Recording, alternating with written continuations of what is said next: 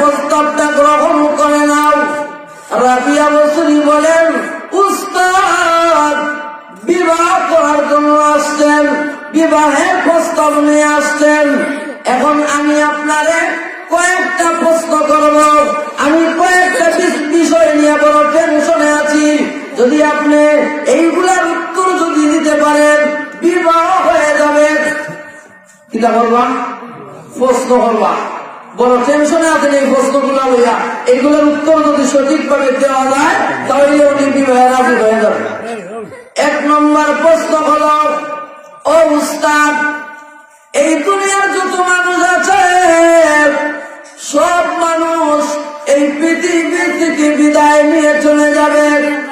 বিদায় নেওয়ার সময় কোন মানুষ ঈমান নিয়ে মারা যায়, কোন মানুষ বেঈমান হয়ে মারা যায়। তাহলে এখন আমার প্রশ্ন হলো, আমি বড় টেনশনে আছি, আমি যখন মারা যাব তখন ঈমান নিয়ে মরতে পারবো না বেঈমান হয়ে মারা যাব?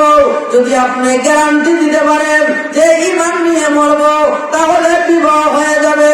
হাসান বসরি বলেন, রাবিয়া গো, এই প্রশ্ন তো আমারও জানা নাই, আমি যে মরবো ঈমান নিয়ে মরবো না বেঈমান হয়ে মারা যাব এটা তো আমিও জানি না। আমি জান্নাতি না জাহান্নামী এটা তো আমিও জানি না, তোমাকে কেমনে গ্যারান্টি দিব? মহিলার টেনশন দেয়। রাবিয়া বসরি বলেন, ও উস্তাদ, তাহলে আরেকটা প্রশ্ন করি, এটার উত্তর যদি দিতে পারেন বিবাহ হয়ে যাবে। হাসান বসরি বলেন, রাবিয়া বলো কি প্রশ্ন? রাবিয়া বসরি বলেন, উস্তাদ, মানুষকে যখন কবরের জগতে রাখা হয়, কবরে রাখা হয়, তখন মুনকার নাকির ফেরেশতা এসে প্রশ্ন করে। ওই প্রশ্নের জবাব যদি সঠিকভাবে দিতে পারে তাহলে কবরকে জান্নাতের বাগান বানায় দেওয়া হয়। আর যদি প্রশ্নের জবাব সঠিকভাবে দিতে পারে না, কবর জাহান্নামের গানা হয়ে যায়। ও উস্তাদ, আমি বড় টেনশনে আছি। যখন আমাকে কবরে রাখা হবে তখন আমার কবরে যে প্রশ্ন করা হবে এই প্রশ্নের জবাব সঠিকভাবে দিতে পারবো কি পারবো না, এই ব্যাপারে বড় টেনশনে আছি। এখন আপনি যদি গ্যারান্টি দিতে পারেন যে আমি এই প্রশ্নের উত্তরগুলা সঠিকভাবে দিতে পারবো তাহলে বিবাহ হয়ে যাবে। হাসান বসরি বলেন, ও রাবিয়া, এটা তো আমারও জানা নাই, আমি এই প্রশ্নের জবাব সঠিকভাবে দিতে পারবো কিনা আমি নিজেও তো জানি না, তোমাকে কেমনে গ্যারান্টি দিব? তাহলে বিয়া লাগতো নাই। রাবিয়া বসরি বলেন, উস্তাদ, আরেকটা প্রশ্ন করি, আমার সময় শেষ। রাবিয়া বসরি বলেন, উস্তাদ, আরেকটা প্রশ্ন করি, যদি উত্তর দিতে পারেন এক্ষুনি বিবাহ হয়ে যাবে। প্রশ্নটা হলো, কিয়ামতের মাঠে যখন মানুষ উঠবে তখন ঘোষণা দেওয়া হবে, ওয়ামতাজুল ইয়াউমা আইয়ুহাল মুজরিমুন, ও অপরাধীরা, নেককারদের থেকে তোমরা আলাদা হয়ে যাও।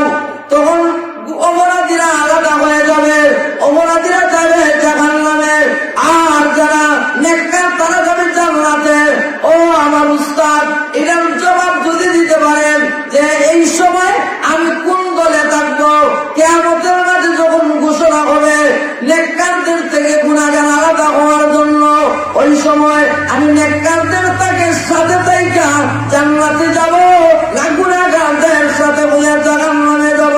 এবং আমার এই প্রশ্নের জবাব যদি আপনি গ্যারান্টি দিতে পারেন, জবাব যদি সঠিকভাবে দিতে পারেন যে আমি নেককারদের সাথে থাকবো, তাহলে এক্ষুনি বিবাহ হয়ে যাবে।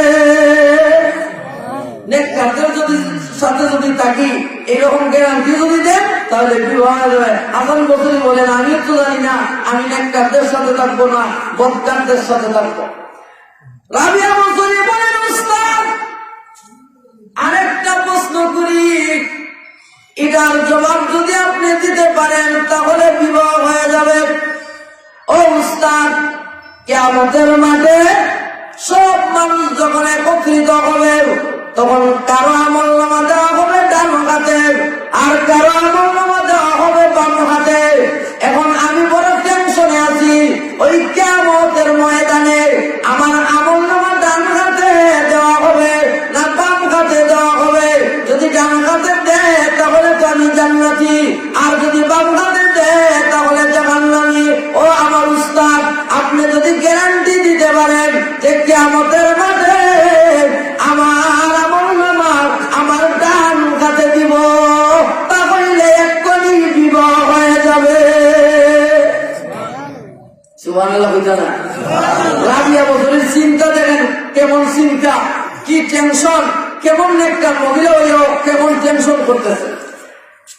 হাসান বসরি বলেন, এটা তো আমি নিজেরটাও নিজে জানি না, তোমাকে কেমনে গ্যারান্টি দিব। রাবিয়া বসরি বলেন, তাহলে আরেকটা প্রশ্ন করি, ও উস্তাদ, কিয়ামতের ময়দানে আমলনামা ওজন দেওয়া হবে, যাদের নেকির পাল্লা ভারী হবে ওরা হবে জান্নাতি, যাদের গুনার পাল্লা ভারী হবে তারা হবে জাহান্নামী। এখন আপনি যদি গ্যারান্টি দিতে পারেন যে আমার নেকির পাল্লা ভারী হবে, তাহলে আমি এক্ষুনি রাজি হয়ে যাব। সুবহানাল্লাহ। আরেকটা প্রশ্ন হলো, শেষ সময় আরেকটা প্রশ্ন। তখন রাবিয়া হাসান বসরি বলেন, রাবিয়া এটা তো আমিও জানি না, আমার নেকির পাল্লা ভারী হবে না গুনার পাল্লা ভারী হবে, আমিও তো জানি না।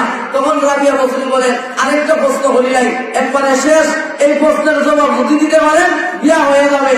ও উস্তাদ, আমি প্রশ্ন করি, কিয়ামতের মাঠে সব মানুষ ফুলসিরাতের উপরে উঠতে জান্নাতে যাইতে হবে, কোন মানুষ ফুলসিরাতের নিচে পড়ে যাবে আর কোন মানুষ ফুলসিরাত পাড়ি দিয়ে জান্নাতে চলে যাবে। এবং আমি বড় টেনশনে আছি, আমি ফুলসিরাত পাড়ি দিয়া জান্নাতে যাইতে পারবো না নিচে পড়ে যাব। যদি আপনি গ্যারান্টি দিতে পারেন যে আমি ফুলসিরাত পাড়ি দিয়া জান্নাতে চলে যাব, তাহলে বিবাহ হয়ে যাবে। হাসান বসরি বলেন, এটা তো আমিও জানি না আমার খবর, আমি ফুলসিরাত পাড়ি দিয়া জান্নাতে যাইতে পারবো কি না, তাহলে আমি তোমার কেমনে গ্যারান্টি দেই। তো দেখেন একজন নেককার মহিলার কেমন চিন্তা, কেমন ফিকির। আর আমরা এত গুণাগার হওয়ার পরেও আখিরাতের কোনো চিন্তা আমাদের কাছে নাই। তো যাই হোক,